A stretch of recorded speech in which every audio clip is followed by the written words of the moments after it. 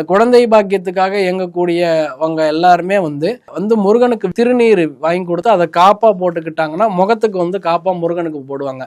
அந்த காப்பா போடும்போது அவங்களுக்கு வந்து குழந்தை பாக்கியம் அப்படிங்கிறது கைகூடும். அதே போல குழந்தைகள்ல வந்து படிப்புல வந்து சில பேர் தங்கிடுவாங்க, அதாவது பின்தங்கிடுவாங்க. அதுக்கு வந்து காரணமா இருக்கக்கூடியது வந்து அந்த குழந்தைகளுக்கு சிறு வயதிலேயே சனி தசை மற்றும் ராகு கேது தசைகள் வர்றது, புத பகவான்றவர் வக்கரம் அடைஞ்சிடுறது, குரு பகவான்றவர் வக்கரம் அடைஞ்சிடுறது, இது போல அமைப்பு உள்ளவங்களுக்கு அந்த படிப்புல வந்து அந்த குழந்தைகளுக்கு வந்து இன்ட்ரெஸ்ட் இல்லாம போயிடும். அந்த குழந்தைக்கு வந்து என்ன திறமை இருக்குன்றதே வெளியில கொண்டு வர மாட்டாங்க சில பேரண்ட்ஸ். ஸோ அது மாதிரி இருக்கக்கூடிய ஃபீல் பண்ணக்கூடிய குழந்தைகள் எல்லாமே சுவாமிமலை முருகனை வழிபட்டு வரும்போது உங்களோட தனித்துவம் அப்படிங்கிறது இந்த உலகத்துக்கு தெரிய ஆரம்பிக்கும். ஸோ இது போல நிறைய சீக்ரெட்ஸ் வந்து நீங்க ஒன் டைம் போயிட்டு வந்தீங்கனாலே மிகப்பெரிய மாற்றங்களை வந்து கண்டிப்பாக தருவார். நான் சூட்சம கிழமைகள்லாமும் சொல்லியிருக்கேன்.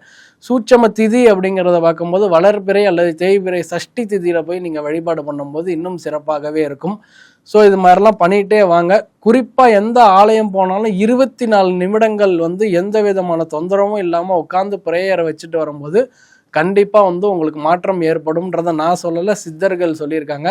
ஸோ எந்த ஆலயம் போனாலும் ஒரு 24 நிமிடம் உட்காந்து தியானம் பண்ணிட்டு ஃபோனு ரீல்ஸு ஃபோட்டோ ஸ்டேட்டஸ்லாம் வைக்காமல் நிம்மதியாக தரிசனம் பண்ணிட்டு வாங்க. உங்களுக்கு அடுத்தடுத்த மாற்றங்கள் வந்து எம்பெருமான் முருகன் தருவார் என்பதை